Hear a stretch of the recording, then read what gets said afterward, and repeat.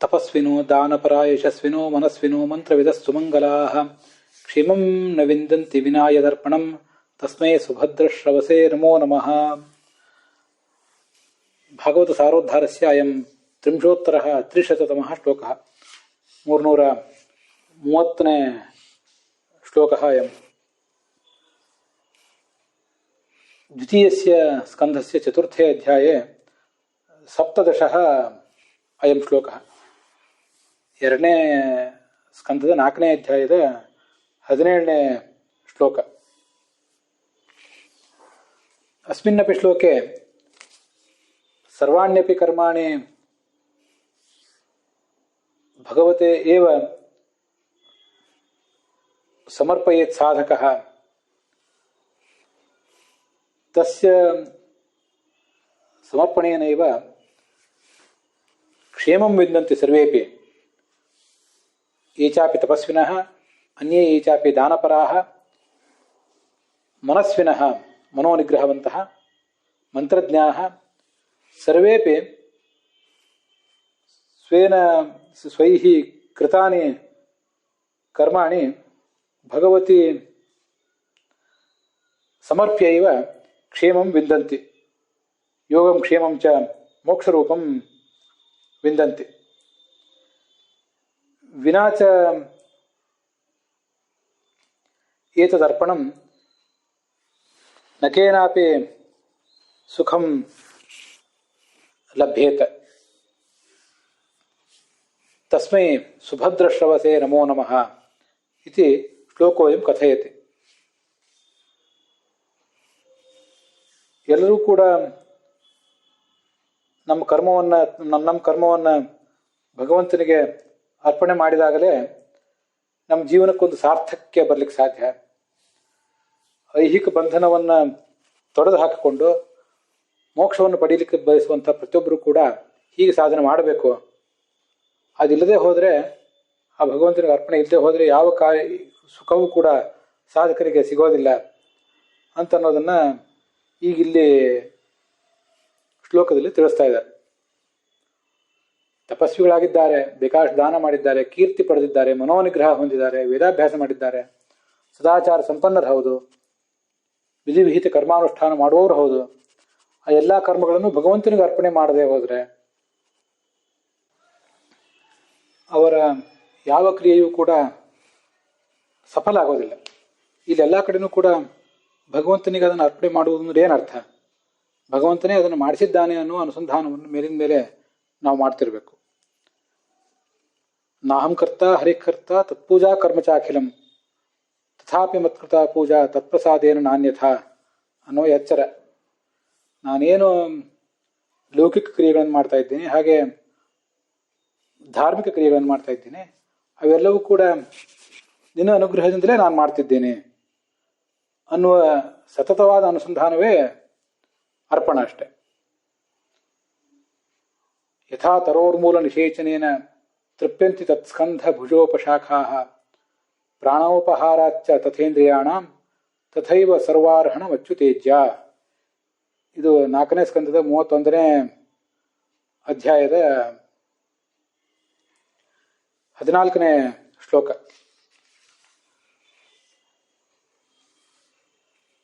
ಭಗವಂತನ ಅರ್ಪಣ ಮಾಡಬೇಕು, ಭಗವಂತನಿಗೆ ಎಲ್ಲವನ್ನೂ ಅರ್ಪಿಸಬೇಕು ಅಂತ ನೀವು ಹೇಳಿದ್ರಿ. ಅದೊಂದು ಕರ್ತವ್ಯವೇ. ಅದನ್ನು ನಾವು ಬಿಡ್ಲಿಕ್ಕೆ ಆಗೋದಿಲ್ಲ ಅಂದಮೇಲೆ ಅದು ಬೇರೆ ದೇವತೆಗಳ ಪೂಜಾ ಇತ್ಯಾದಿಗಳ ಲೋಪಕ್ಕೆ ಕಾರಣ ಆಗ್ತದಲ್ಲ ಅಂತ ಒಂದು ಪ್ರಶ್ನೆ ಇದೆ. ಆ ಪ್ರಶ್ನೆಗೆ ಉತ್ತರ ರೂಪವಾಗಿ ಈ ಶ್ಲೋಕ ಹೊರಟಿದೆ.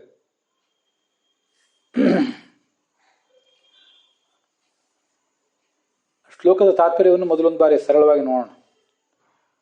ಮರದ ಬುಡಕ್ಕೆ ನೀರು ಎರೆದು ಬಿಟ್ರೆ ಮರದ ಕೊಂಬೆ, ರೆಂಬೆ ಇತ್ಯಾದಿಗಳಿಗೆಲ್ಲದಕ್ಕೂ ಕೂಡ ತೃಪ್ತಿ ತಾನಾಗೇ ಆಗ್ತದೆ. ಆ ಬೇರುಗಳು ಆ ನೀರನ್ನೆಲ್ಲ ಹೀರಿಕೊಂಡು ಎಲ್ಲೆಲ್ಲಿಗೆ ತಲುಪಿಸ್ಬೇಕೋ ಅಲ್ಲಿಗೆ ತಲುಪಿಸ್ತವೆ. ಅದರಂತೆ ಬಾಯಿಯಲ್ಲಿ ಆಹಾರವನ್ನು ನಾವು ಸ್ವೀಕಾರ ಮಾಡಿದರೆ ಅದು ಎಲ್ಲ ಇಂದ್ರಿಯಗಳಿಗೂ ಕೂಡ ಹೋಗಿ ತಲುಪ್ತದೆ.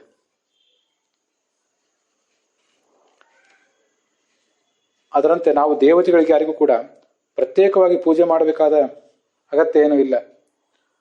ಭಗವಂತನಿಗೆ ಪೂಜೆ ಮಾಡಿದರೆ ಅದು ಎಲ್ಲ ದೇವತೆಗಳಿಗೂ ಕೂಡ ಖಂಡಿತವಾಗಿಯೂ ತಲುಪ್ತದೆ. ಯಥಾ ತರೋರ್ಮೂಲ ನಿಷೇಚನೇನ, ತರುವಿನ ಮೂಲ. ಮತ್ತೆ ಪ್ರಾಣೋಪಹಾರಾಚ ಅಂತಲ್ಲಿ ಒಂದು ಶ್ಲೋಕ ಇದೆ. ಪ್ರಾಣೋಪಹಾರ ಅಂದ್ರೆ ಈ ಪ್ರಾಣಾಗ್ನಿಹೋತ್ರ ಅಂತ ಏನು ಮಾಡ್ತೀವಲ್ಲ ಅದನ್ನೇ ಸೂಚಿಸ್ತಿದ್ದಾರೆ ಅಷ್ಟೇ. ಪ್ರಾಣಾಗ್ನಿಹೋತ್ರ ಅಂತ ನಾವು ಮಾಡುವುದಂದ್ರೆ ಭೋಜನ ಮಾಡುವುದು ಅಂತ ಅರ್ಥ. ಪ್ರಾಣ ಅಗ್ನಿರೂಪದ ಪ್ರಾಣನಲ್ಲಿ ಅವನಲ್ಲಿ ಅಂತರ್ಗತನಾದ ವೈಶ್ವಾನರ ಅಗ್ನಿಯಲ್ಲಿ ನಾವು ಆಹಾರವನ್ನು ಅರ್ಪಿಸಿದ್ರಿಂದ ಎಲ್ಲಿಗೂ ಕೂಡ ಎಲ್ಲ ಇಂದ್ರಿಯಗಳಿಗೂ ಸಂತೋಷ ಆಗ್ತದೆ, ಎಲ್ಲ ಕರ್ಮೇಂದ್ರಿಯಗಳಿಗೂ ಜ್ಞಾನೇಂದ್ರಿಯಗಳಿಗೂ. ತಥೈವ ಸರ್ವಾರ್ಹಣ ಅಚ್ಯುತೇಜ್ಯ. ಸರ್ವಾರ್ಹಣಂ, ಪ್ರತಿಯೊಬ್ಬರಿಗೂ ಕೂಡ ನಾವು ಪೂಜೆ ಮಾಡಿದಂತೆ.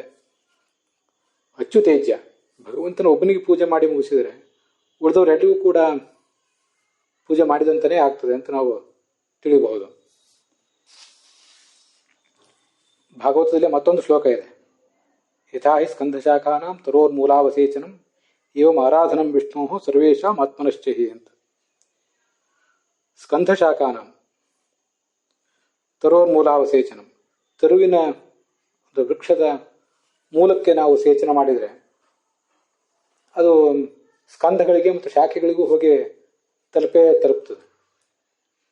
ಏವಂ ಆರಾಧನಂ ವಿಷ್ಣು, ಭಗವಂತನ ಆರಾಧನಾ ಅನ್ನೋದೇನಿದೆ ಸರ್ವೇಷಾಂ ಆತ್ಮನಶ್ಚಹಿ, ಅದು ನನ್ನ ಆರಾಧನೆಯನ್ನು ಮಾಡಿಕೊಂಡಂತೆ ಹಾಗೆ ಉಳಿದೆಲ್ಲ ಜೀವಗಳ, ದೇವತೆಗಳು ಮೊದಲಾದ ಎಲ್ಲ ಜೀವರ ಆರಾಧನೆಯನ್ನು ಕೂಡ ಮಾಡಿದಂತನೇ ಆಗ್ತದೆ. ಮೂಲಂ ವಿಶೇಷ ಮನುಷ್ಯಾಣಂ ಧರ್ಮಸಾರೋ ಮಹಾದ್ಯುತಿ ಅಂತ ವಾಲ್ಮೀಕಿ ರಾಮಾಯಣದಲ್ಲಿ ಕೂಡ ಒಂದು ವಾಕ್ಯ ಇದೆ. ಎಲ್ಲ ಮನುಷ್ಯರಿಗೂ, ಸಕಲ ಜೀವಿಗಳಿಗೂ ಕೂಡ ಧರ್ಮಸಾರನಾದ, ಧರ್ಮಾತ್ಮನಾದ ಈ ರಾಮ ಮೂಲ ಅಂತ. ಇದಿಷ್ಟು ಆ ಶ್ಲೋಕದ ಮೂಲಾರ್ಥ. ಅದಕ್ಕೆ ಏನು ಪ್ರಶ್ನೆ ಮಾಡ್ಕೊಂಡಿದ್ದೀವಲ್ಲ, ಭಗವಂತನೊಬ್ಬರನ್ನೇ ಪೂಜಿಸ್ತಾ ಹೋದರೆ ಉಳಿದ ದೇವತೆಗಳು ಪೂಜೆ ಆಗೋದು ಹೇಗೆ ಅಂತ. ಆ ಪ್ರಶ್ನೆಗೆ ಒಂದು ವಿಸ್ತೃತವಾದ ರೂಪವನ್ನೇ ವಿಷ್ಣು ತೀರ್ಥಾಚಾರ್ಯರು ಕೊಟ್ಟಿದ್ದಾರೆ. ಅದನ್ನು ನಾವೀಗ ಒಂದು ಬಾರಿ ನೋಡಬೇಕು. ಅನ್ಯ ದೇವತೆಗಳು ಪೂಜೆ ಮಾಡಬೇಕು ಅಂತನ್ನೋದು ಕೂಡ ನಮ್ಮ ಕರ್ತವ್ಯವೇ. ಅದು ಭಗವಂತನನ್ನು ಮಾತ್ರ ಪೂಜೆ ಮಾಡ್ತಾ ಹೋದರೆ, ಅವನನ್ನು ಮಾತ್ರ ನಾವು ಆರಾಧಿಸ್ತಾ ಹೋದರೆ ಅದು ಅನ್ಯ ದೇವತೆಗಳ ಆರಾಧನೆ ಆಗುವುದು ಹೇಗೆ? ಯಾಕೆಂದರೆ ಯಾರ್ಯಾರನ್ನು ಉದ್ದೇಶಿಸಿ ಪೂಜೆ ಮಾಡ್ತೇವೋ ಅದು ಅವ್ರವ್ರಿಗೆ ಹೋಗಿ ತಲುಪ್ತದೆ. ಒಂದು ವೇಳೆ ನಾವು ಭಗವಂತನನ್ನು ಮಾತ್ರ ಉದ್ದೇಶಿಸಿ ಪೂಜೆ ಮಾಡ್ತಾ ಹೋದರೆ ಅದು ಬೇರೆ ದೇವತೆಗಳ ಪೂಜೆ ಆಗೋದು ಹೇಗೆ? ಮತ್ತು ಬೇರೆ ದೇವತೆಗಳ ಪೂಜೆ ತಪ್ಪಿದರೆ ಅಲ್ಲಿ ಅಂಗದೇವತಾ ಪೂಜಾ ಅನ್ನುವುದೊಂದು ಅಂಗವೂ ಕೂಡ ತಪ್ಪಿದಂತಾಯಿತು. ಈ ಭಗವಂತನ ಪೂಜೆಯನ್ನು ಹೇಗೆ ಮಾಡಬೇಕು ಅಂದರೆ ಅಂಗದೇವತಾ ಸಮೇತವಾಗಿ ಮಾಡಬೇಕು ಅಂತ ಇದೆ. ಅಂಗದೇವತಾ ಸಮೇತವಾಗಿ ನಾವು ಮಾಡಲಿಲ್ಲ ಅಂತಾದರೆ, ಭಗವಂತನ ಪರಿವಾರವನ್ನು ನಾವು ಪೂಜಿಸಲಿಲ್ಲ ಅಂತಾದರೆ ಅದು ಒಂದು ವೈಕಲ್ಯವೇ ಬಂದಂತಾಯ್ತಲ್ಲ. ಅಂಗಪೂಜಾ ಸಹಿತವಾಗಿಯೇ ಭಗವಂತನ ಪೂಜೆ ಮಾಡಿದರೆ ಮಾತ್ರ ಅದು ಸಕಲ ಪೂಜೆ ಆಗ್ತದೆ, ಇಲ್ಲದಿದ್ರೆ ಆಗೋದಿಲ್ಲ. ಆದ್ದರಿಂದ ಭಗವಂತನಿಗೆ ಸರ್ವಕರ್ಮಗಳನ್ನು ಅರ್ಪಿಸಬೇಕು ಅಂತ ನೀವು ಹೇಳುವ ಭರದಲ್ಲಿ ಇಷ್ಟೆಲ್ಲ ಪ್ರಶ್ನೆಗಳನ್ನು ವಿಷ್ಣು ತೀರ್ಥಾಚಾರ ಮಾಡಿಕೊಂಡು, ಹೌದು ಭಗವತ್ ಪೂಜಾ ಅಂತನ್ನೋದು ಕರ್ತವ್ಯವೇ, ಅಂಗದೇವತಾ ಪೂಜೆ ಆಗಲಿಲ್ಲ ಅಂತ ಅನ್ಬೇಡಿ. ಭಗವಂತನ ಪೂಜಾ ಅಂತನ್ನೋದು ಅಂಗದೇವತಾ ಪೂಜೆಯೇ. ಯಾಕೆಂದರೆ ಅಂಗದೇವತೆಗಳೇನಿದ್ದಾರೆ ಲಕ್ಷ್ಮೀ ದೇವಿಯಿಂದ ಹೊರತುಪಡಿಸಿ ಎಲ್ಲಿಗೂ ಕೂಡ ಪ್ರತ್ಯೇಕವಾದ ಪೂಜೆ ಅಂತ ಅನ್ನೋದಿಲ್ಲ. ಅವರು ಭಗವಂತನ ಅಧಿಷ್ಠಾನರಾಗಿದ್ದಾರೆ ಅಂತ ಪೂಜೆ ಮಾಡಿದ್ರೇ ಅವರಿಗೆ ಪ್ರತ್ಯೇಕವಾಗಿ ಒಂದು ಪೂಜಾ ಅಂತನ್ನುವುದೇ ಇಲ್ಲ. ಭಗವಂತನ ಪೂಜಾ ಮಾಡಿದರೆ ಅಂಗದೇವತಾ ಪೂಜೆ ಮಾಡಿದ ಹಾಗೇನೆ. ಯಾಕೆಂದರೆ ಭಗವಂತನ ಅಂಗಾಂಗಗಳಲ್ಲಿ ಅವರೆಲ್ಲರೂ ಕೂಡ ಇರ್ತಾರೆ. ಅಂಗಾನ್ಯನ್ಯ ದೇವತಾ ಅಂತ ಅವನನ್ನು ಹಾಗೆ ವರ್ಣನೆ ಮಾಡ್ತಾರೆ. ಭಗವತ್ ಪೂಜೆಯೇ ಅಂಗದೇವತಾ ಪೂಜೆ. ಹೀಗೆ ಪೂಜೆ ಮಾಡಿದರೆ ಮಾತ್ರ ಅವ್ರು ನಮ್ಮ ಪೂಜೆಯನ್ನು ಸ್ವೀಕಾರ ಮಾಡ್ತಾರೆ ಹೊರತು ಪ್ರತ್ಯೇಕವಾಗಿ ಪೂಜೆ ಮಾಡಿದರೆ ಅವರು ಪೂಜೆಯನ್ನೇ ಸ್ವೀಕಾರ ಮಾಡೋದಿಲ್ಲ. ಸರ್ವಾಣಿ ಮಧ್ಯಷ್ಠತೆಯ ಭವದ್ಭಿ ಚರಾಣಿ ಭೂತಾನಿ ಸುತಾ ಧ್ರುವಾಣಿ ಸಂಭಾವಿತವ್ಯಾನಿ ಪದೇ ಪದೇವೋ ವಿವಿಕ್ತ ದೃಷ್ಟಿ ತದುತಾರ್ಹಣಮ್ಮೆ ಅಂತ ಸ್ವಯಂ ಭಗವಂತನೇ ಹೇಳಿದಂಥ ಒಂದು ಮಾತಿದೆ. ಜಡಭರತ ತನ್ನ ಮಕ್ಕಳಿಗೆ ಹೇಳಿದಂಥ ಒಂದು ಮಾತಿದು. ಸುತಾಹ, ನನ್ನ ಮಕ್ಕಳೇ, ಸರ್ವಾಣಿ ಮಧ್ಯಷ್ಠತೆಯ, ಎಲ್ಲವನ್ನೂ ಕೂಡ ನನ್ನ ಧಿಷ್ಣ್ಯ, ಇದು ನನ್ನ ಅಧಿಷ್ಠಾನ ಅಂತ ನೀವು ಎಲ್ಲವನ್ನು ಕೂಡ ಉಪಾಸನೆ ಮಾಡಬೇಕು. ಚರಾಣಿ ಭೂತಾನಿ, ಎಲ್ಲ ಜಡ ಚೇತನದಲ್ಲಿ ಕೂಡ ಚರವಾದ್ದು ಮತ್ತು ಅಚರವಾದ್ದು, ಸ್ಥಾವರ ಜಂಗಮ ಎಲ್ಲವನ್ನು ಕೂಡ ಹೀಗೆ ಸಂಭಾವಿತವ್ಯಾನಿ ಗೌರವಿಸಬೇಕು. ಈ ಥರ ಪ್ರತಿಯೊಂದು ಕಡೆಯೂ ಕೂಡ ನನ್ನನ್ನು ಕಾಣುವುದೇ ತದುತ ಅರ್ಹಣಮ್ಮೆ, ಅದು ನನ್ನ ಪೂಜೆ ಹೊರತು ಬೇರೆ ಯಾವ ಪೂಜೆನೂ ಇಲ್ಲ. ಆದ್ದರಿಂದ ಭಗವಂತ ಅಂಗಿ, ಉಳಿದೆಲ್ಲ ದೇವತೆಗಳು ಕೂಡ ಆತನ ಅಂಗಭೂತರು.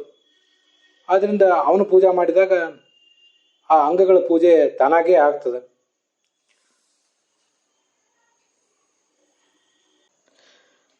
ಭಗವಂತ ಈ ಮರದ ಬೇರು ಅಂತ ನಾವು ಹೇಳಿದ್ವಿ, ಉಳಿದೆಲ್ಲ ದೇವತೆಗಳು ರೆಂಬೆ ಕೊಂಬೆಗಳು ಅಂತ ಹೇಳಿದ್ವಿ.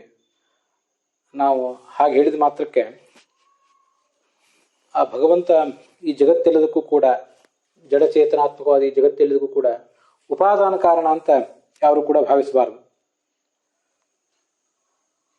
ಉಪಾದಾನ ಕಾರಣ ಅಂದರೆ ಸ್ವಯಂ ಭಗವಂತನೇ ಆ ದೇವತಾದಿಗಳ ರೂಪದಿಂದ ಪರಿವರ್ತನೆ ಹೊಂದಿದ್ದಾನೆ ಅಂತ ಯಾರು ಕೂಡ ತಿಳ್ಕೋಬಾರದು. ಒಂದು ಬೀಜವೇ ಮರವಾಗಿ ಪರಿಣಮಿಸಿರ್ತದೆ. ಆ ಬೀಜ ಅಂತನ್ನುವುದು ಉಪಾದಾನ ಕಾರಣ, ಮೆಟೀರಿಯಲ್ ಕಾಸ್. ಅದು ಆ ವೃಕ್ಷದ ಬೇರು, ಅದರ ಬೊಡ್ಡೆ, ಅದರ ಕಾಂಡ, ಅದರ ಎಲೆಗಳು ಎಲ್ಲದಕ್ಕೂ ಕೂಡ ಉಪಾದಾನ ಕಾರಣ ಆಗಿರ್ತದೆ. ನಮಗಿದು ಗೊತ್ತಿದೆ. ಹಾಗೆ ಭಗವಂತನು ಕೂಡ ಈ ಜಗತ್ತೆಲ್ಲದಕ್ಕೂ ಕೂಡ ಉಪಾದಾನ ಕಾರಣನ ಅಂತೇನೋ ಒಂದು ಸಂಶಯ ತಾಳಬಾರದು.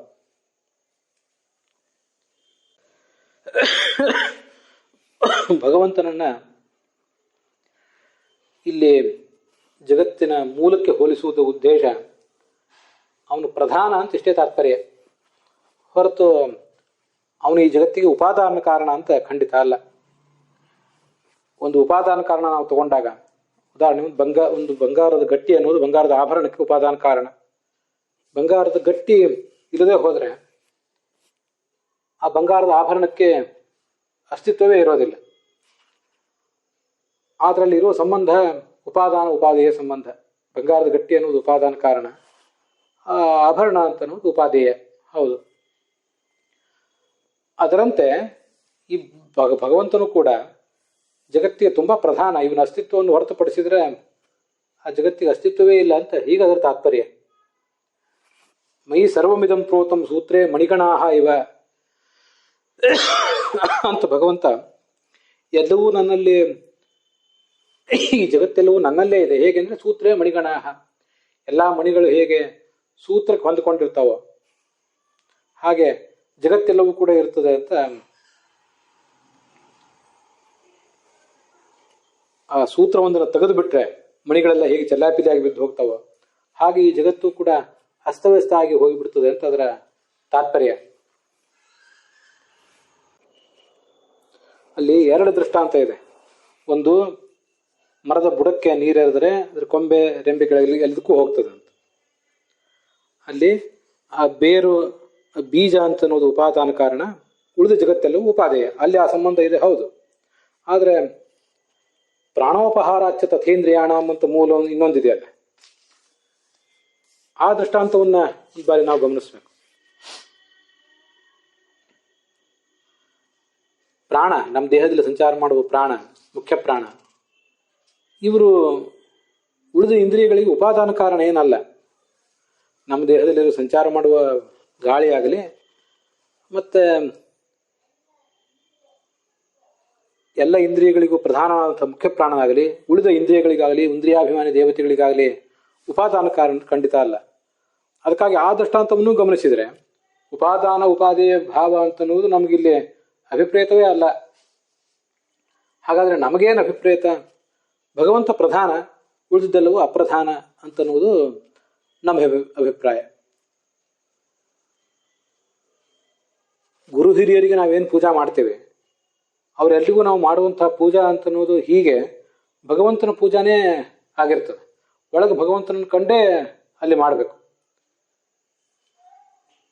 ಮತ್ಸಂಪತ್ಯಾತು ಗುರುವಾದೀನ್ ಭಜಂತೆ ಮಧ್ಯಮಾಹ ಜನಾಃ ಮದುಪಾದಿತ ಚಯಾಚೈವ ಭಜಂತೆ ಉತ್ತಮಾಹ ಜನಾಃ ಅಂತ ಬರುವುದು. ಇದು ಗೀತಾ ಪ್ರಸ್ಥಾನದಲ್ಲಿ ಆಚಾರ್ಯ ಹೇಳಿರುವಂತಹ ಒಂದು ಮಾತು. ಉತ್ತಮ ಜನರು, ದೊಡ್ಡ ಜ್ಞಾನಿಗಳು ಹೇಗೆ ಉಪಾಸನೆ ಮಾಡ್ತಾರೆ ಅಂದ್ರೆ ಮದುಪಾದಿತಯ ಚೈವ, ತಂದೆಗೆ ತಾಯಿಗೆ ಗುರುವಿಗೆ ಎಲ್ಲ ಕಡೆ ಅವರು ನಮಸ್ಕಾರ ಮಾಡ್ತಾರೆ.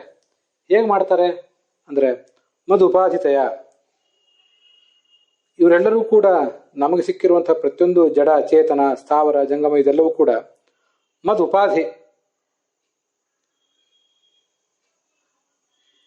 ನನಗಿದು ಸನ್ನಿಧಾನ ಪಾತ್ರ ಎಂಬ ದೃಷ್ಟಿಯಿಂದ ಅವುಗಳನ್ನು ಉಪಾಸಿಸ್ತಾರೆ ಹೊರತು ಅವುಗಳನ್ನು ಪ್ರತ್ಯೇಕವಾಗಿ ಉಪಾಸಿಸುವುದಿಲ್ಲ.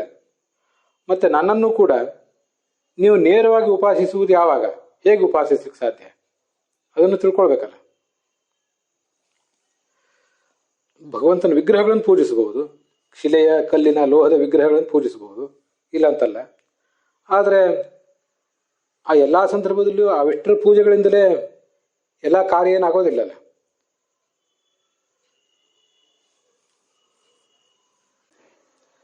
ಅಹಂ ಸರ್ವೇಷು ಭೂತೇಷು ಭೂತಾತ್ಮಾವಸ್ಥಿತಸ್ತದಾ ಮಾ ಮನಾದೃತ್ಯ ಮರ್ತ್ಯೋಯಂ ಕುರುತೇರ್ಚ ವಿಡಂಬನಂ ಅಂತ ಒಂದು ಮಾತು ಭಾಗವತ ತಾತ್ಪರ್ಯದಲ್ಲೇ ಕಂಡು ಬರ್ತದೆ. ನಾನು ಭೂತಾತ್ಮನಾದಂಥ ಎಲ್ಲ ಜೀವಿಗಳ ಅಂತರ್ಯಾಮಿ ಆದಂಥ ನಾನು ಎಲ್ಲರಲ್ಲೂ ಕೂಡ ಇದ್ದೇನೆ. ಸರ್ವೇಷು ಭೂತೇಷು, ಜಡ ಚೇತನ ಸ್ಥಾವರ ಜಂಗಮ ಎಲ್ಲರಲ್ಲೂ ಕೂಡ ನಾನಿದ್ದೇನೆ. ಮಾಂ ಅನಾದೃತ್ಯ, ನನ್ನನ್ನು ಅನಾದರಿಸಿ ನನ್ನ ಪೂಜೆಯನ್ನು ಹೀಗೆ ಮಾಡುವುದನ್ನು ಬಿಟ್ಟು ಕುರುತೆ ಅರ್ಚಾ ವಿಡಂಬನಂ, ಯಾವುದೋ ಮೂರ್ತಿ ಪೂಜೆ ವಿಗ್ರಹ ಪೂಜೆ ನಾಟಕ ಮಾಡ್ತಿದ್ದೀರಲ್ಲ ಅಂತ ಭಾಗವತ ನಮ್ಮನ್ನು ಹಾಸ್ಯ ಮಾಡಿದೆ. ಆದ್ದರಿಂದ ಭಗವಂತನ ಪೂಜಾ ಮಾಡುವುದು ಮುಖ್ಯವಾಗಿ ಜ್ಞಾನಿಗಳಲ್ಲಿಯೇ, ಜ್ಞಾನಿಗಳ ಪ್ರತೀಕವನ್ನು ಅವಲಂಬಿಸಿಯೇ. ಆಕಾಶಾತ್ ಪತಿತಂ ತೋಯಂ ಯಥಾಗಚ್ಚತಿ ಸಾಗರಂ ಸರ್ವದೇವ ನಮಸ್ಕಾರ ಕೇಶವಂ ಪ್ರತಿಗಚ್ಚತಿ. ಎಲ್ಲ ದೇವತೆಗಳಿಗೆ ಮಾಡುವ ನಮಸ್ಕಾರವೂ ಕೂಡ ಭಗವಂತನಿಗೆ ತಲುಪಿಯೇ ತಲುಪ್ತದೆ ಅಂತ ಅದರ ತಾತ್ಪರ್ಯ. ಭಗವಂತನಿಗೆ ಮಾಡುವುದು ಉಳಿದ ದೇವತೆಗಳಿಗೆ ತಲುಪ್ತದೆ. ಭಗವಂತ ಅದನ್ನು ತಾನು ಸ್ವೀಕಾರ ಮಾಡಿದ್ರೆ ಉಳಿದ ದೇವತೆಗಳಿಗೆ ಯಥಾಯೋಗ್ಯವಾಗಿ ತಲುಪಿಸ್ತಾನೆ. ನಾವು ಒಂದು ವೇಳೆ ಅರಿಯದೆ ಇತರ ದೇವತೆಗಳಿಗೆ ಮಾಡಿದರೆ ಅದು ಕೂಡ ನಮ್ಗೆ ಗೊತ್ತಿಲ್ಲದೆ ಹೋದ್ರೂ ಭಗವಂತನಿಗೆ ಮುಟ್ಟಿಯೇ ಮುಟ್ತದೆ ಅಂತ ಅದರ ಅಭಿಪ್ರಾಯ ಆಗ್ತದೆ. ಅಲ್ಲಿಗೆ ಆ 231ನೇ ಶ್ಲೋಕದ ವಿವರಣದೊಂದಿಗೆ ಈ ಬಿಂಬೋಪಾಸನ ಪ್ರಕರಣ ಅಂತ ಅನ್ನೋದು ಸಮಾಪ್ತಿ ಕಾಣ್ತದೆ.